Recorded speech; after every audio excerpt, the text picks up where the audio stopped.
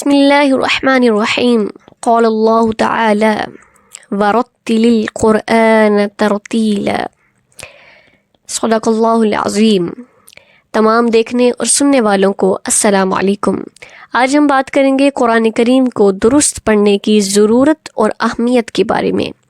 اللہ کریم قرآن کریم کے اندر ارشاد فرماتا ہے، اور قرآن کی تلاوت اطمینان سے صاف صاف کرو۔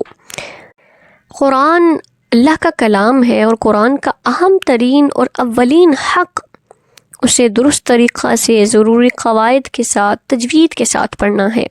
حضرت علی رضی اللہ تعالی عنہ کے ارشاد کے مطابق ترتیل کا مطلب حروف کو تجوید کے ساتھ پڑھنا اور وقفوں کی معرفت کے ساتھ پڑھنا، یہ بہت ضروری ہے۔ محققین فرماتے ہیں کہ تجوید کے بغیر قرآن پڑھنے والا گناہ گار ہوتا ہے، اور یقیناً ہوتا ہے کہ پر حروف کو باریک پڑھ دینا، باریک حروف کو پر پڑھ دینا، مخارج کے ساتھ حروف کو ادا نہ کرنا، وقفوں کی معرفت نہ رکھنا، یہ سب چیزیں پڑھنے والے کو گناہ گار کرتی ہیں۔ جیسے قلب، قاف پر پڑھا جاتا ہے، اس کا معنی دل ہے۔ اگر کاف کو باریک پڑھ دیں گے، قلبن پڑھ دیں گے، تو یہ جانور کا نام ہے۔ اسی طرح سے اعراب کو بدل دینا، انعمتا کو انعمتو پڑھ دینا، نزلہ کو نازلہ پڑھ دینا، خلقنا کو خلقنا پڑھ دینا، عالمین کو عالمین پڑھ دینا، دین کو دین پڑھ دینا جس کا معنی قرض بنتا ہے۔ تو اعراب کی تبدیلی سے جو ہے ترجمہ بدل جاتا ہے۔ پھر مخارج کا خیال نہ رکھنا، ناسارا کو ناسارا پڑھ دینا، اسی طرح سے ذلہ کو ذلہ، ضلہ، ذلہ، یہ تمام مخارج کی تبدیلی سے بھی معنی بدل جاتے ہیں۔ اور وقفوں کی معرفت نہ رکھنے سے منفی جملہ مثبت کے اندر تبدیل ہو جاتا ہے، مثبت جملہ منفی کے اندر تبدیل ہو سکتا ہے۔ جیسے اردو میں آپ مثال لے لیجئے، روکو مت جانے دو، یعنی کسی کو روکا جا رہا ہے کہ اسے روک لو، مت جانے دو۔ اسی کو اگر آپ وقف کہیں اور کر دیں کہ روکو مت جانے دو، تو اس کا مطلب ہے کہ اسے جانے دیا جائے، اسے روکا نہیں جائے۔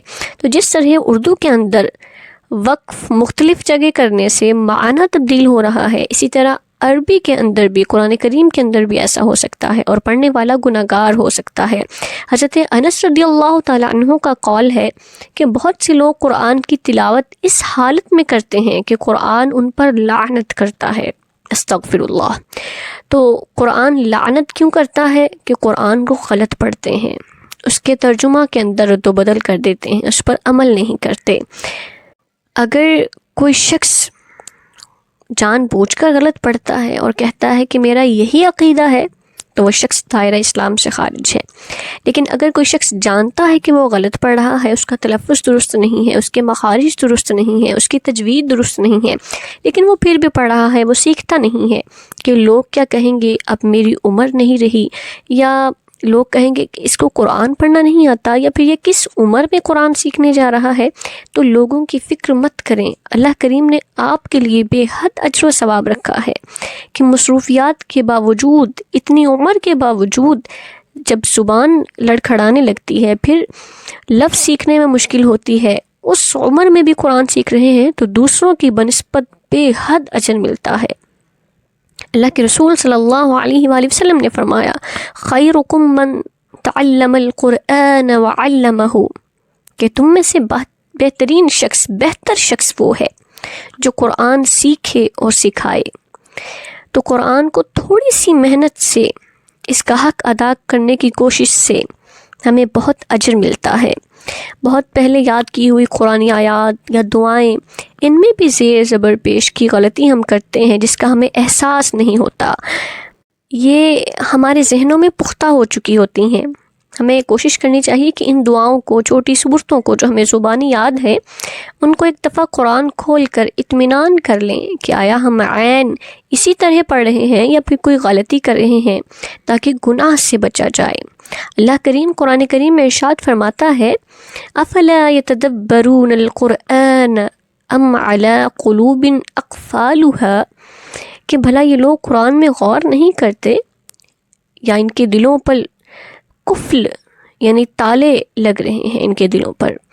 تو قرآن کو بغیر سمجھے پڑھنے سے حق ادا نہیں ہوتا، تجوید کے بغیر پڑھنے سے اس کا حق ادا نہیں ہوتا، گناہ ملتا ہے۔ بلکہ جیسے تبدیلی اگر ترجمہ کے اندر بھی واضح ہو تو قرآن لازوال ہے، بے مثل ہے، بے نظیر ہے۔ یہ صرف قسمیں اٹھانے کے لیے اور محافل سجانے کے لیے نہیں ہے، بلکہ سمجھ کر عمل کرنے کے لیے ہے۔ اگر قرآن کے ایک لفظ کو پڑھنے سے 10 نیکیاں حدیث مبارکہ میں ہے ملتی ہیں، تو اگر سمجھ کر درست طریقہ سے اس پر عمل بھی کیا جائے تو یہ بے حد اجر و ثواب سے خالی نہیں ہے۔ راہ ہدایت اور راہ دلالت کے درمیان فرق کرنے کے لیے، حق و باطل میں فرق جاننے کے لیے اس کا ترجمہ پڑھنا، اس کو سمجھنا بہت ضروری ہے، اس پر غور و فکر کرنا چاہیے۔ افلا یتدبرون القرآن، اللہ کریم فرماتا ہے کہ اس میں غور و فکر کرو، اس کو سمجھو۔ فرماتا ہے کہ وَلَقَدْ يَسَّرْنَا الْقُرْآنَ لِلذِّكْرِ فَهَلْ مِن مُدَّكِرٍ، اور تحقیق ہم نے قرآن کو نصیحت یعنی سمجھنے کے لیے آسان کر دیا، تو کیا کوئی ہے نصیحت حاصل کرنے والا؟ یعنی قرآن کو سمجھنے کے لیے، نصیحت حاصل کرنے کے لیے اللہ نے آسان بنا دیا ہے، ہم اس کو مشکل سمجھ رہے ہیں۔ سیکھنے اور سمجھنے میں تھوڑی سی وقت اور تھوڑی سی محنت کی ضرورت ہے۔ جب ہم دنیاوی علوم کے لیے وقت اور کوشش کرتے ہیں، وقت نکالتے ہیں، راتوں کو جاگ کر امتحانات کی تیاری کرتے ہیں، دنیا کی رونقوں میں ہم وقت گزار دیتے ہیں تاکہ رزلٹ اچھا آئے، ہمیں مہارت حاصل ہو جائے، یا فلاں کا پروگرام اچھا ہو جائے، ہم اس پروگرام میں شرکت کر لیں، تو پھر یہ کلام الہی ہے، کبھی نہ ختم ہونے والی، اخروی زندگی میں بھی اور دنیاوی زندگی میں بھی ہمیں عزتوں سے نوازتا ہے۔ اس کے اندر ہر چیز کا بیان ہے، تبیان لکل شیء، اس کے اندر ہر چھوٹی سے چھوٹی اور بڑی سے بڑی چیز کا بیان ہے۔ علم کا اصل خزانہ یہ ہے، تو ہم اس کے لیے محنت کیوں نہیں کر سکتے جو قبر اور حشر کے امتحان میں پاس کروائے گا۔ حضرت عبداللہ بن عمر رضی اللہ تعالیٰ عنہ سے روایت ہے کہ اللہ کے رسول صلی اللہ علیہ وآلہ وسلم نے فرمایا، قرآن پڑھنے والے مسلمان سے قیامت کے دن کہا جائے گا کہ پڑھتا جا اور منازل جنت چڑھتا جا۔ دنیا میں جس طرح ترتیل یعنی ٹھہر ٹھہر کر خوبصورتی کے ساتھ پڑھتا تھا، اب بھی اسی انداز میں پڑھ تاکہ زیادہ منزلیں طے کر سکے، اور جنت میں تیری آخری منزل وہی ہوگی جہاں تو آخری آیت ختم کرے گا۔ تو قرآن کو احسن طریقہ سے پڑھنے سے کتنا اجر مل رہا ہے، اللہ کی رضا حاصل ہو رہی ہے، قرآن کا حق ادا ہو رہا ہے، پڑھنے والے کی درجات بلند ہو رہے ہیں۔ تو اگر قرآن کو مزید خوبصورتی کے ساتھ، لحن کے ساتھ پڑھا جائے تو کتنا اجر و ثواب ملے گا۔ اللہ کے رسول صلی اللہ علیہ وآلہ وسلم نے فرمایا، ہر چیز کا ایک زیور ہے، اور قرآن کا زیور خوش الہانی ہے۔ اچھی آواز کے ساتھ قرآن کو پڑھا جائے، اچھے لہجے کے ساتھ قرآن کو پڑھا جائے، خوبصورتی کے ساتھ، قواعد کے ساتھ، تجوید کے ساتھ قرآن پڑھا جائے۔ قرآن کا حسن حسین آواز میں خوبصورتی سے پڑھنا ہے۔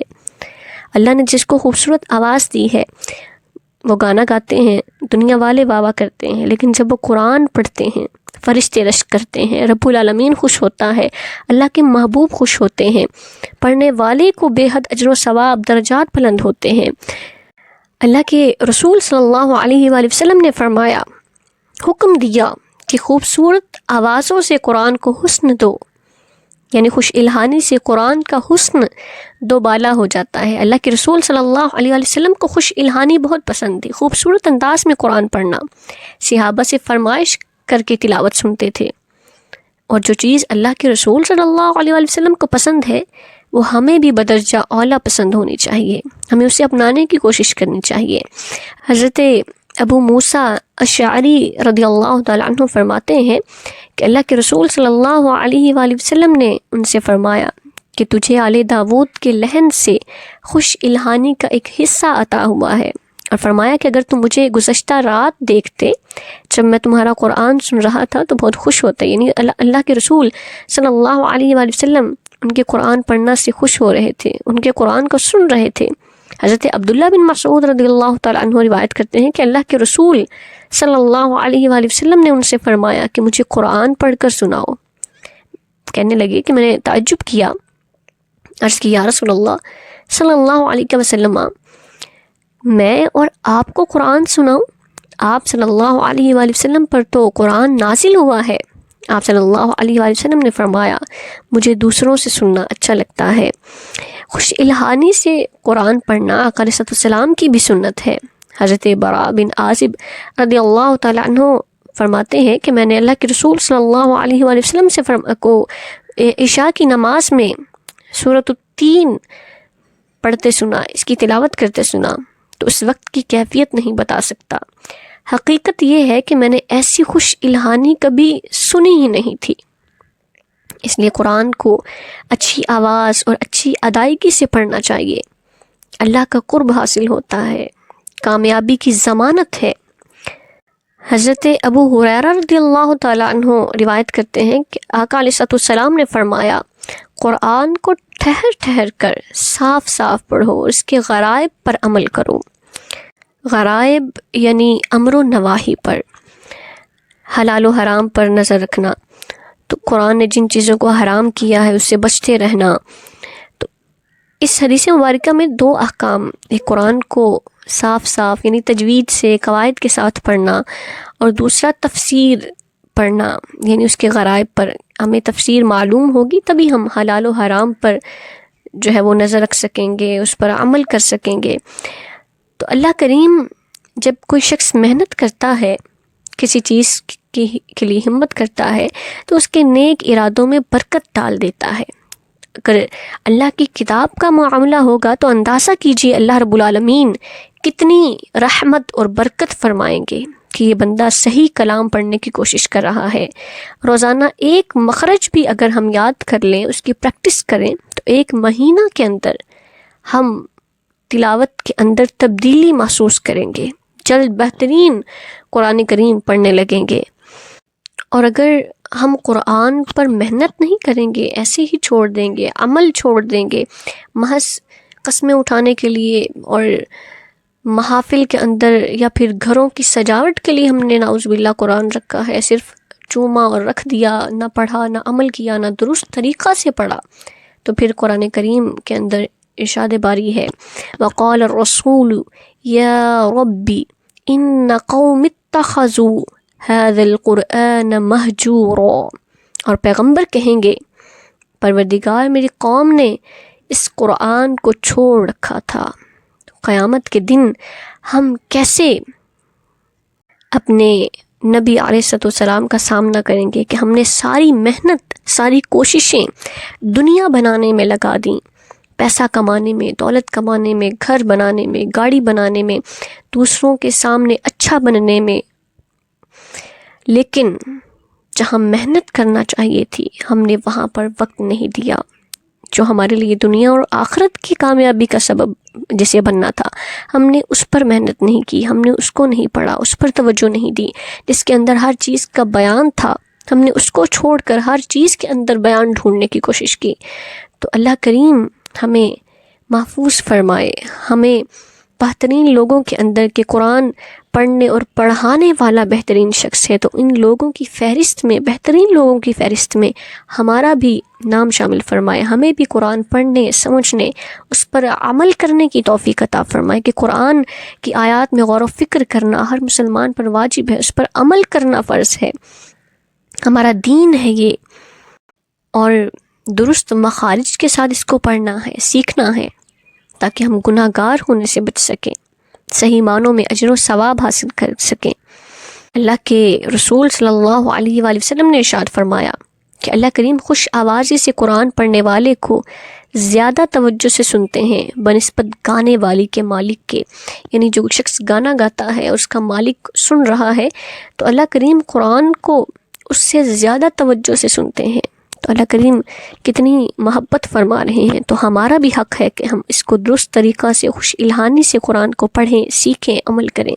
اللہ کریم ہمیں صحیح معنوں میں عمل کرنے کی توفیق عطا فرمائے، قرآن کا حق ادا کرنے کی کوشش کرنی ہے، تاکہ ہم ان لوگوں میں شمار نہ ہوں جن پر قرآن لعنت کرتا ہے۔ اللہ پاک ہمیں عمل کرنے کی توفیق عطا فرمائے، آمین ثم آمین۔